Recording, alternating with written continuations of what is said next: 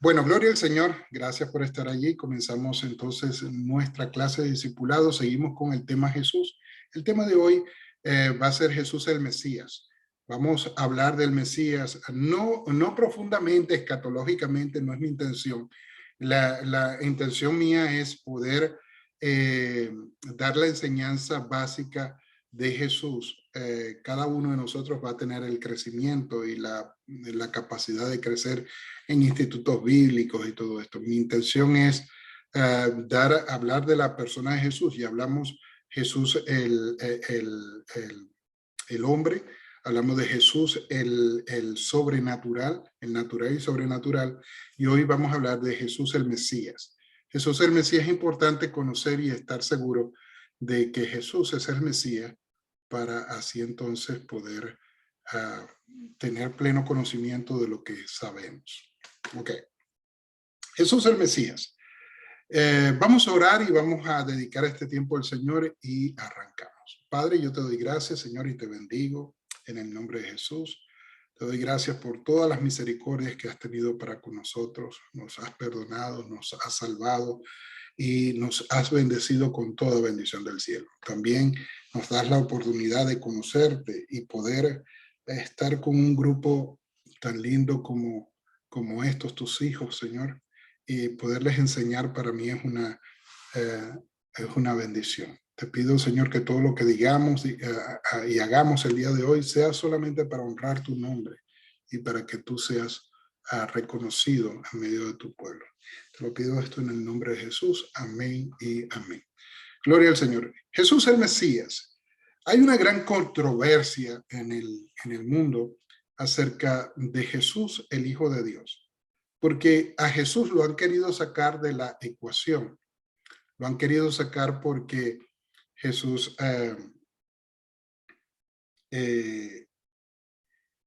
se presenta como el Salvador del mundo. Y hay muchas religiones en el mundo y casi todas ellas reconocen a la persona de Jesús, pero no la reconocen tal cual Él es, el Mesías. Si nosotros le preguntamos a los judíos quién es Jesús, ellos saben quién es Jesús. Si nosotros le preguntamos a los católicos, ellos saben quién es Jesús. Le preguntamos a los testigos de Jehová, ellos saben quién es Jesús. Todas las religiones en sí saben quién es Jesucristo de Nazaret, pero no todos ellos tienen la revelación correcta de Jesús. Y eso lo hablábamos nosotros esta mañana, que no todos van a tener esa revelación porque a ellos no se les ha dado se les ha dado a entender las cosas del reino y lo buscan de una manera natural, con un conocimiento natural, y esto hace que se les impida creer como nosotros creemos, que a nosotros se nos fue revelado. Y nosotros hablábamos esta mañana, y no quiero repetir las mismas cosas que estamos tratando en la mañana, porque en la mañana también tiene mucho que ver de lo que nosotros hablamos en el discipulado. Y hablamos esta mañana que a nosotros se nos es revelado por el Espíritu de Dios que somos hijos de Dios. O sea, hay una revelación dada a nosotros para que podamos aceptar a Cristo. Y esto, si nosotros quisiéramos poner a una persona a leer la Biblia con una mente carnal, nunca va a entender la palabra del Señor. Pero una vez se le es revelado Cristo y la persona de Jesucristo, para ellos la escritura les es fácil de entenderla. La escritura es muy sencilla realmente de entenderla cuando nosotros la analizamos a través del Espíritu Santo, y por la fe aceptamos las cosas que en ella están escritas. Pero como hablar de Jesús, de la persona de Jesús, escrita como está en la Biblia, para ellos les parece locura, pero para nosotros nos es algo de mucho poder, de mucho valor, y lo que está escrito en la palabra del Señor acerca de Jesús. Y si no estuviera escrita la palabra, aún así, Dios haría la forma de revelarnos a través de su Espíritu de la persona de Jesús. Porque la Biblia, en cierta manera, va a llegar a ser corrompida por el hombre. Ya la misma Biblia nos anticipa de aquellos que le van a añadir y le van a quitar a la palabra. Y hoy en día lo vemos eso más común, de que la gente le añade. Por ejemplo, encontramos diferentes tipos de Biblia. La Biblia para el hombre, donde se destacan muchos versículos específicos para el hombre, la Biblia para la mujer y se destacan los versículos bíblicos para la mujer, pero ahora encontramos la Biblia para los homosexuales, encontramos la Biblia para otro tipo de religiones que ha sido modificada para poder sustentar la doctrina de ellos. Y algunos de ellos indican que tenemos que leer libros adicionales para poder entender la palabra del Señor, para tener una revelación de la palabra del Señor. Yo creo que no. Yo creo que si el Señor es el que reveló la palabra para el hombre, el mismo espíritu que revela la palabra es el mismo espíritu que nos va a dar el entendimiento a nosotros para poderla entender y comprender. Ahora, si tienes problemas para entender la Biblia, posiblemente pueden pasar muchos factores allí. Y los factores, no diciéndote, porque algunos te van directo y dicen, no, es que a ti te es necesario nacer de nuevo, no, sino de la manera como nosotros la leemos y, cómo, y con qué actitud nosotros leemos la palabra. Ahora, ¿por qué yo te digo todo esto? Porque sucede con la persona de Jesús esto. La palabra del Señor, los profetas hablaron de Jesús. Desde Génesis hasta Malaquías estuvieron hablando de Jesús. Y vemos la persona de Jesús en muchos de los libros, cómo es revelado él en cada uno de esos pasajes. Y el pueblo judío esperaba a un redentor. El pueblo judío sabía que Dios iba a proveer un Salvador. Eso lo dice la Escritura. Ahora, si nos vamos a la Escritura y empezamos a leer, encontramos varias de las cosas que ellos no entendieron.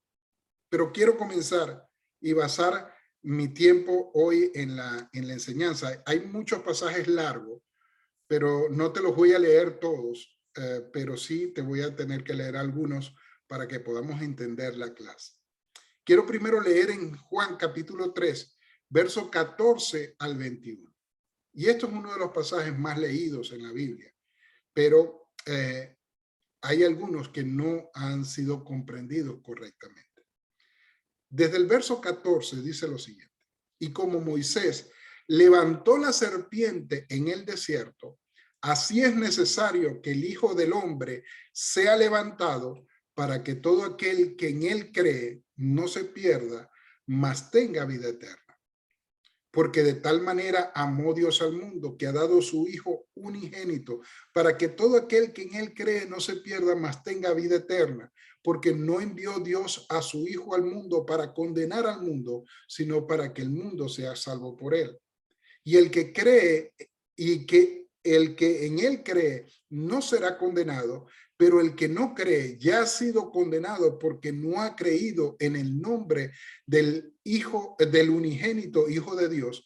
Y esta es la condenación, que la luz vino al mundo y los hombres amaron más las tinieblas que la luz, porque sus obras eran malas. Porque todo aquel que hace lo malo aborrece la luz y no viene a la luz, para que sus obras no sean reprendidas. Mas el que practica la verdad viene a la luz, para que sea manifestado que sus obras son hechas en Dios. ¿Por qué yo digo que esto es algo que es malentendido en algunas religiones? En un momento entendí, para justificar la idolatría, hablan y dicen, bueno, pero si esto es verdad, de que la idolatría, uno no puede adorar ídolos, no puede adorar imágenes, ¿por qué entonces Moisés se hizo una serpiente y la pone en un asta alta para que la gente entonces la viese y la adorase? Y ahí es donde viene el error. El asta y la serpiente que se puso allí no fue para que fuera adorada, sino para que reconocieran que era un castigo de Dios y pidieran perdón a Dios por sus malas obras. Las serpientes ardientes que mordían a la gente de Israel y moría, era por causa de su pecado. Y necesitaban que ellos se arrepintieran. Y Moisés hace, y de parte de Dios, manda para que se haga una serpiente y se ponga en un asta para que la gente miraran hacia esa serpiente y pudieran vivir y no morir. Ahora, esto no lo hacen por idolatría, sino que era un reflejo de lo que iba a ser Cristo. Que cuando nosotros pecásemos, mirásemos a la cruz. Y que nosotros que mirásemos a la cruz, serían perdonados nuestros pecados y no moriríamos. Era solamente una imagen de lo que había de venir, una figura de lo que nosotros hoy conocemos. Los profetas, como dice la palabra, ellos quisieran estar en este tiempo donde nosotros vivimos, porque son tiempos de revelación, son tiempos donde ya no nos habla Dios por figura, sino nos habla la verdad directamente a nosotros. Y ya no se nos oculta el plan de Dios, y el plan de Dios es que ninguno se pierda, sino que todos proceden a arrepentimiento. Esa promesa se la había dado desde Abraham, cuando le dijo que en él iban a ser benditas todas las naciones de la tierra. Y hoy no hay diferencia entre judío, griego, no hay diferencia entre venezolano, colombiano o salvadoreño o de la nación donde usted está. No hay diferencia entre nosotros. Todos podemos ser hijos de Dios si confesamos que Jesús es el Señor. Pero la gente no entiende, malinterpreta la palabra, porque no la ven con el entendimiento del Espíritu. Y entonces justifican incluso la idolatría con este pasaje, cuando no habla de eso. Ese pasaje es lo que habla de una figura de lo que Cristo iba a hacer para nosotros. Que cuando nosotros viéramos a la cruz, pero no una cruz física con un Cristo crucificado, no. Cuando nosotros viéramos a la cruz, que el pago que costó nuestra salvación, el sacrificio de Cristo en la cruz del Calvario, su sangre, su muerte y su resurrección. Eso todo lo indica la cruz del Calvario para nosotros. Por eso nosotros tenemos que entender que lo que era antes y lo que se mostró antes para la gente como figuras, como sombras, hoy para nosotros es revelado. La misma Biblia habla de los padecimientos de Cristo. Y nosotros vimos la semana pasada, cuando hablábamos de Jesucristo natural y sobrenatural, nosotros estamos viendo de cómo Cristo iba a padecer por nuestros pecados, y hablamos de Isaías 53, y usted puede anotarlo allí. Si usted está tomando nota, anote Isaías 53 del 1 al 11. Yo no te lo voy a leer porque ya lo vimos en esta semana pasada en lo que era Jesucristo natural o sobrenatural.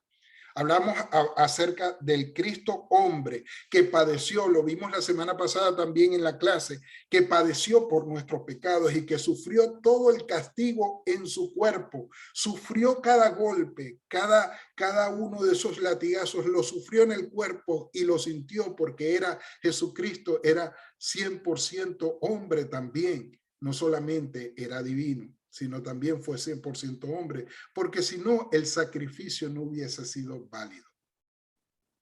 Cristo sufrió por nuestros pecados y pagó por nuestros pecados en esa cruz del Calvario.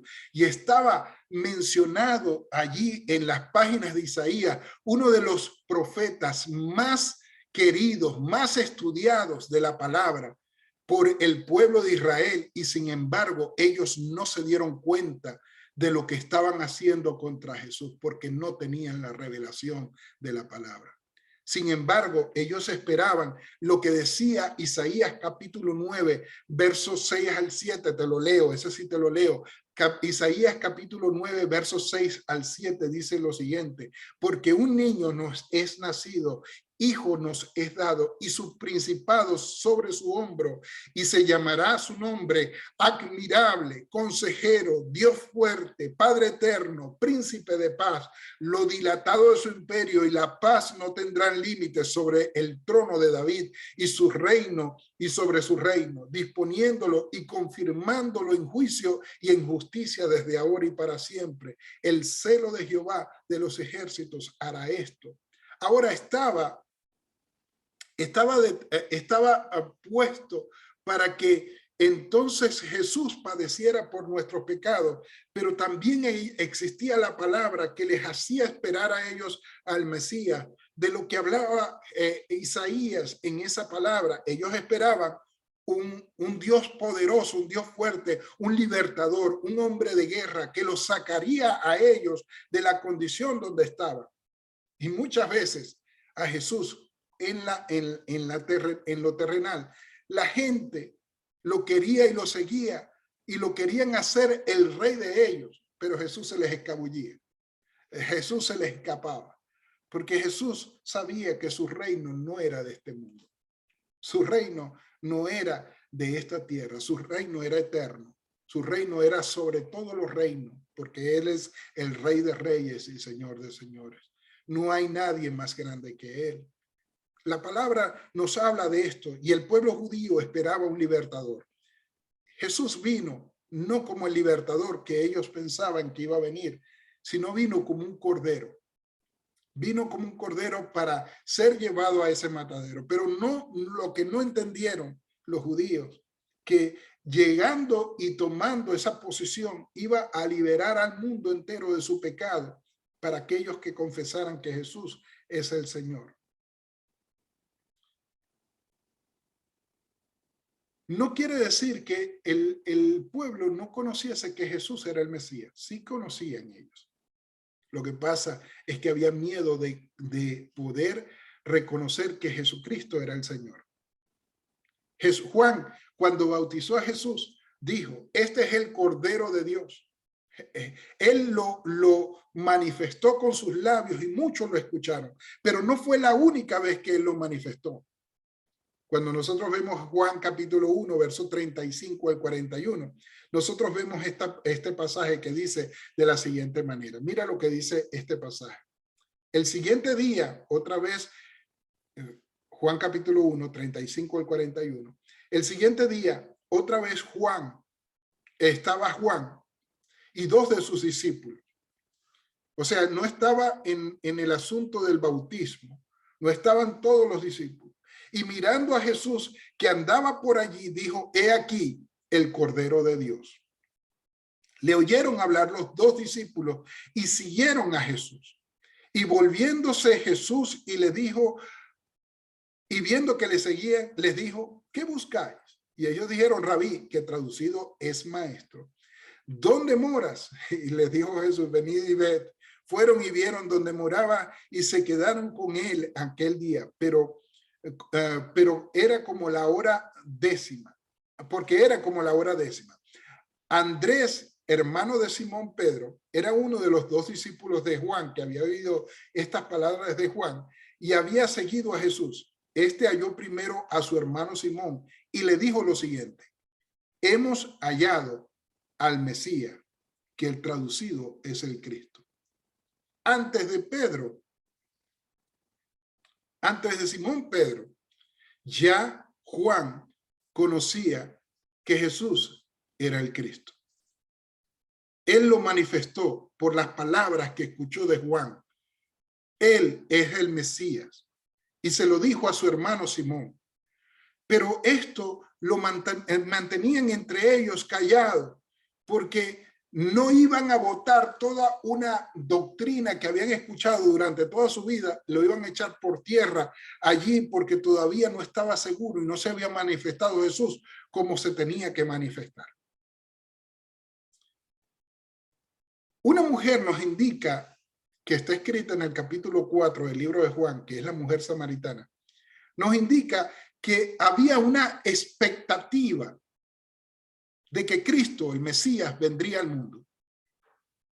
Había una expectativa, no solamente de los judíos, sino de los samaritanos. ¿Qué diferencia hay entre los judíos y los samaritanos? Los judíos se menciona que son dos de las tribus de Israel, que es Benjamín y Judá. Eran los dos que permanecieron en Jerusalén, de donde era David, pero los 10 otras tribus que se habían separado por causa de uno de los hijos de Salomón, que no fue prudente, que no fue sabio como su papá, que fue Roboán. Roboán quiso imponer por fuerza el reinado que iba a tener él, y lo que hizo fue separar a las tribus de Israel, y se habla de las 10 tribus del norte, ¿verdad? Que son los que se separaron, los otros 10 hermanos, que hijos de Jacob, que se separaron de sus otros 2 hermanos, Judá y Benjamín. Y entre ellos había un tremendo choque. ¿Por qué? Porque quienes tenían el arca, quienes tenían la presencia del Señor y quienes tenían el templo, era el pueblo de Judá y Benjamín, porque estaba en Jerusalén.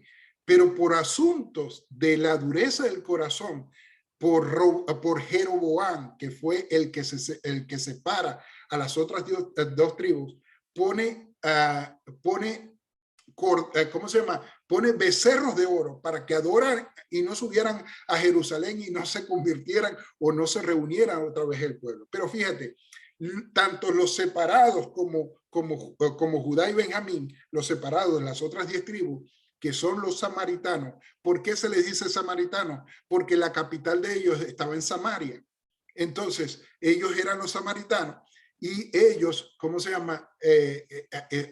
Había un odio entre ellos, porque ellos pareciera que adoraran a 2 dioses distintos, pero adoraban al mismo Dios. Lo que pasa es que unos fueron a adorar imágenes, mientras que otros se quedaron con el templo y ¿cómo se llama? Y con el arca.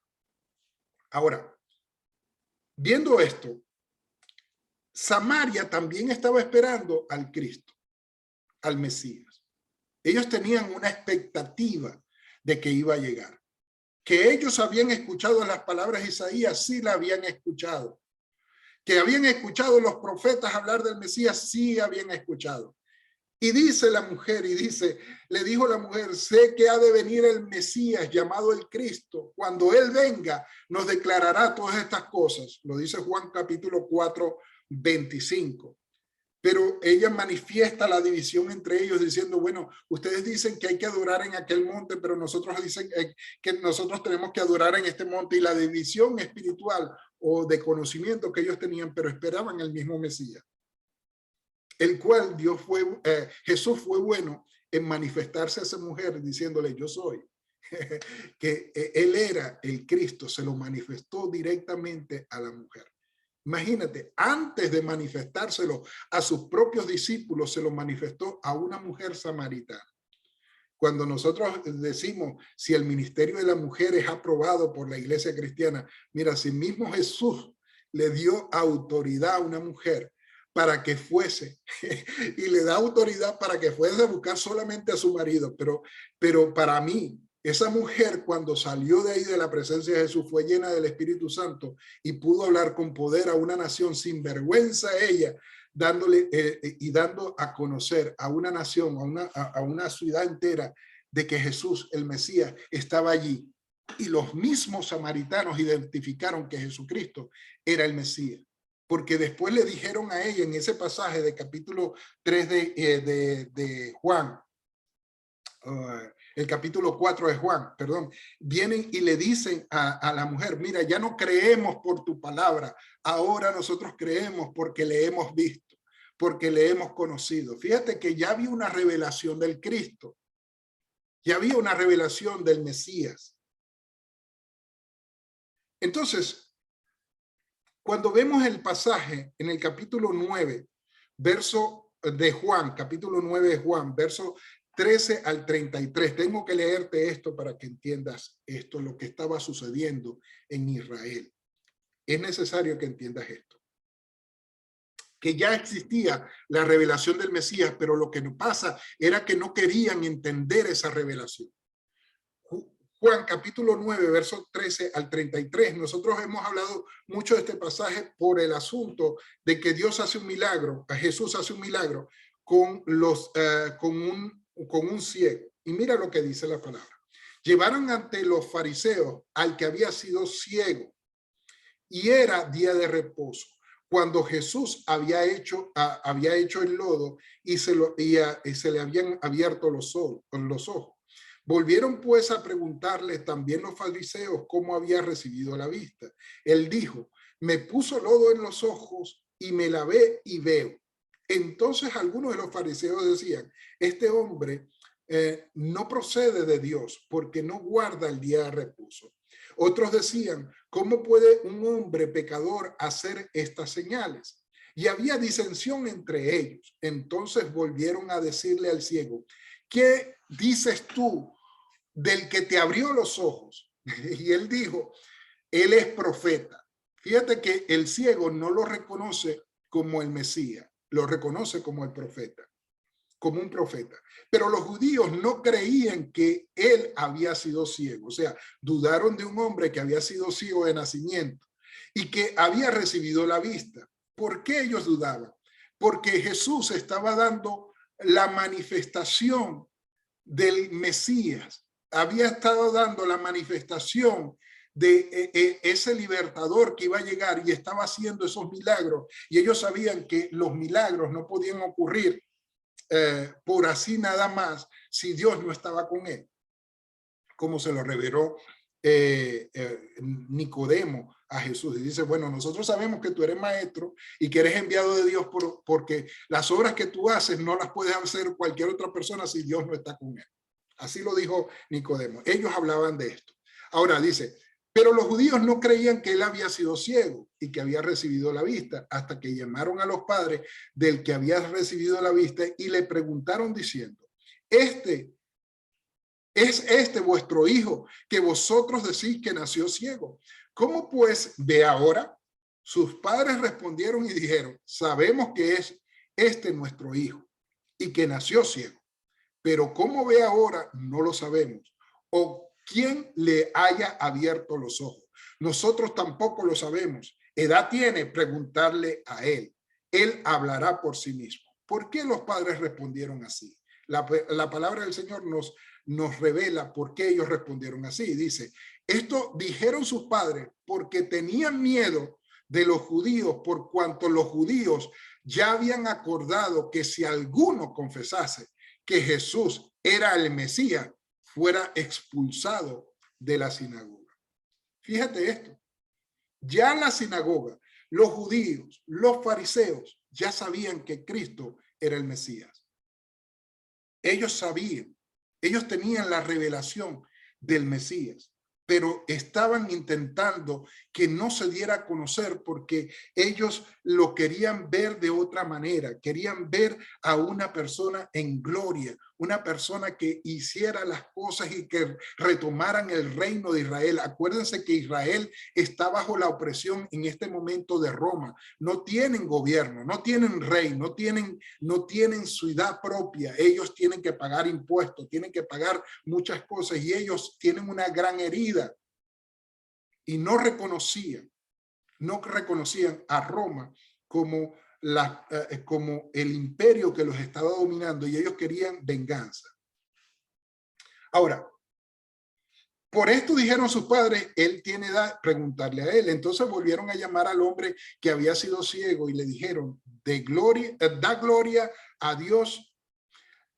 Nosotros, y le dijeron, da gloria a Dios. Nosotros sabemos que ese hombre es pecador. Fíjate lo que dice, ese hombre es pecador. Entonces él respondió y dijo, si es pecador, no lo sé. Una cosa sé, que habiendo yo sido ciego, ahora veo. Le vieron decir, le volvieron a decir, ¿qué te hizo? ¿Cómo te abrió los ojos? Y él respondió, ya lo he dicho, y no habéis querido oír. ¿por qué lo queréis oír otra vez? ¿Queréis también vosotros haceros sus discípulos? qué humillación, ¿no? ¿Queréis hacer vosotros sus discípulos?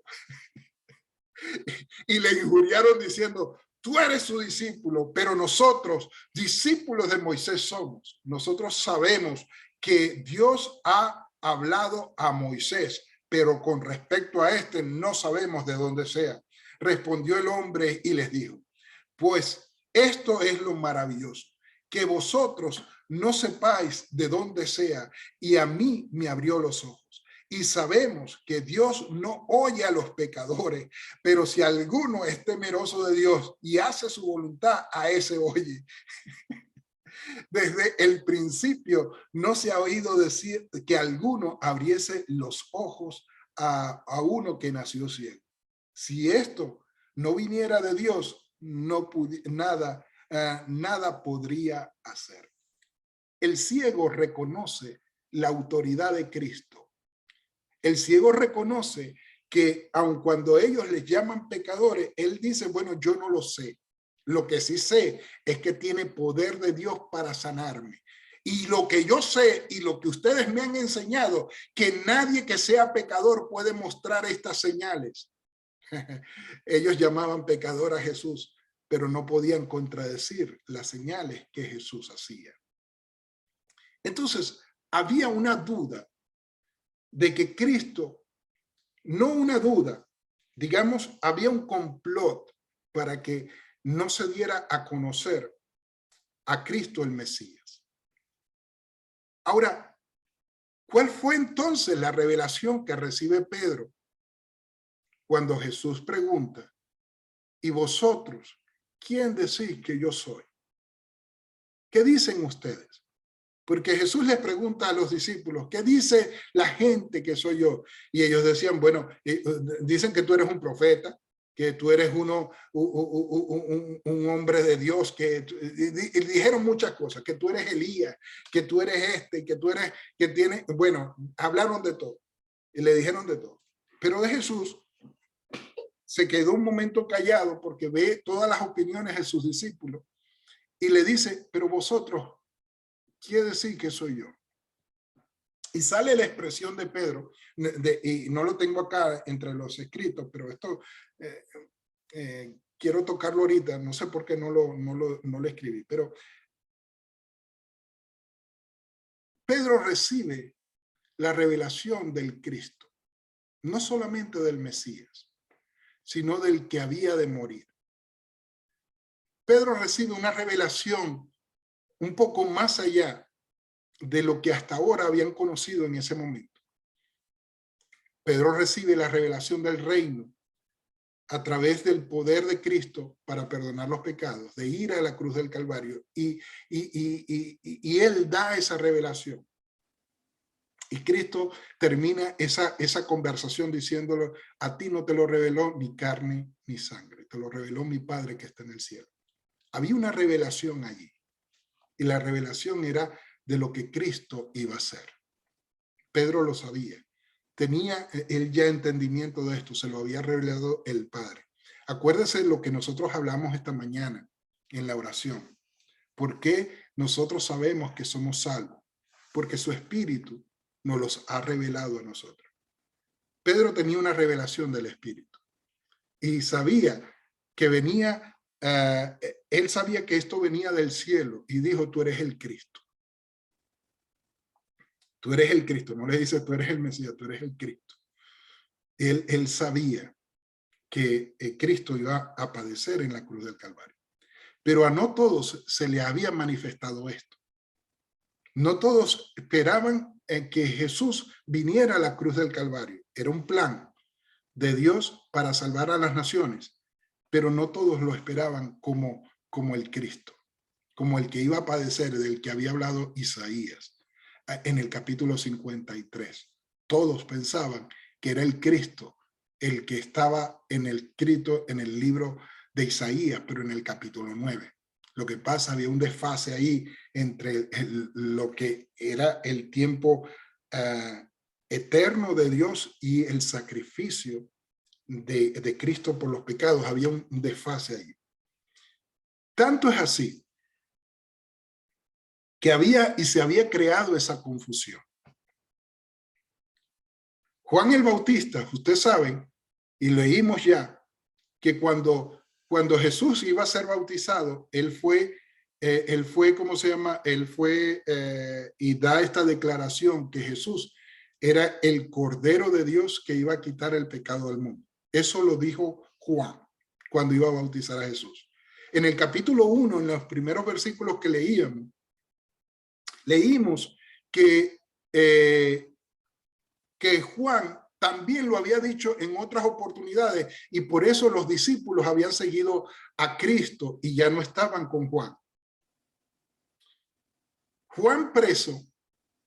¿Quién es Juan? Juan es un profeta que estuvo antes de Jesús. La diferencia entre ellos en edad aproximadamente son 6 meses. Juan era primo de Jesús. Qué lindo. Juan era primo de Jesús por genealogía, por descendencia.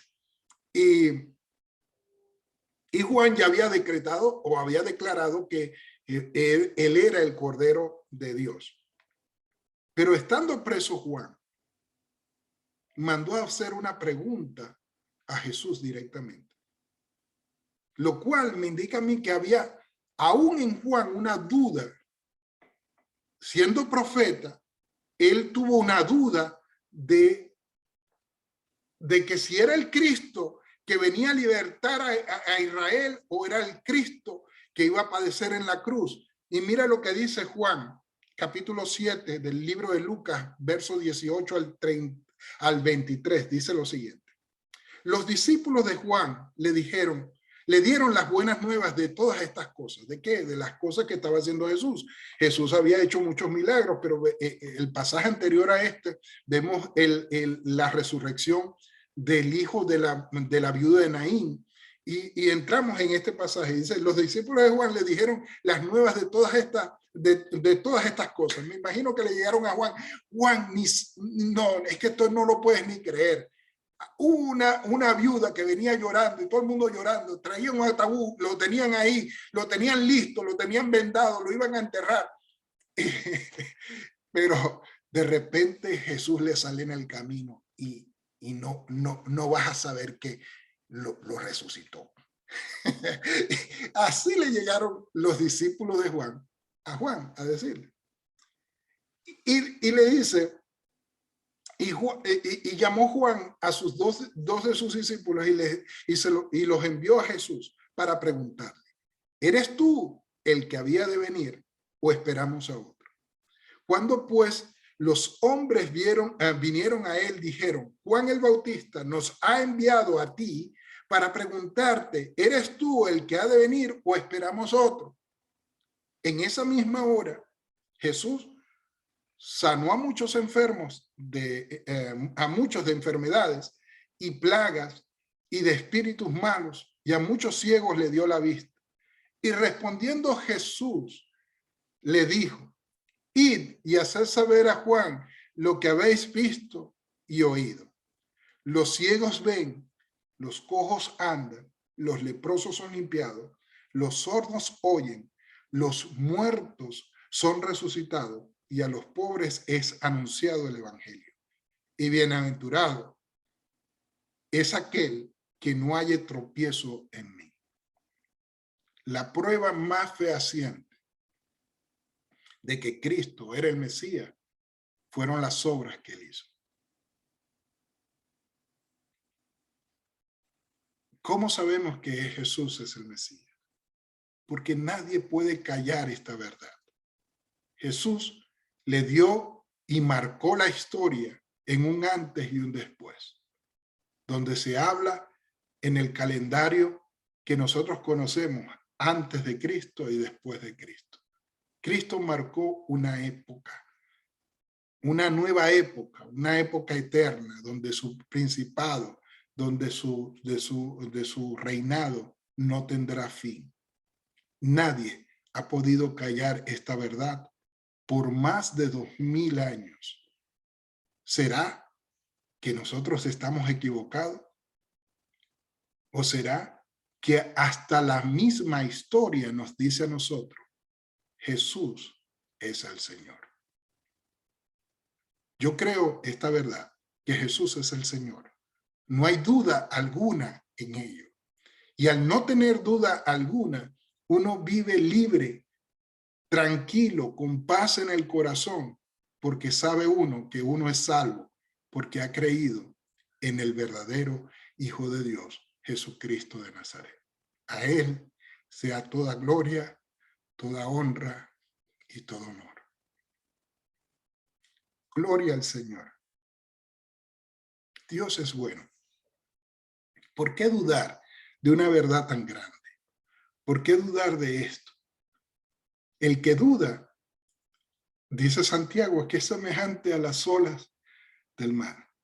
No tiene un día va a estar happy, otro día va a estar hundido porque ya no se siente perdonado. No, el que ha creído realmente en Cristo, el que tiene la revelación de que nosotros somos hijos de Dios porque hemos creído en el Señor, entonces no hay duda alguna de que Él es nuestro Salvador.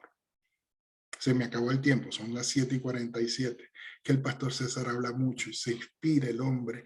Ay, no, voy a cortar esta transmisión ya. Nos vemos en la próxima clase. No se preocupen, solamente es la transmisión. Nos vemos en la próxima clase.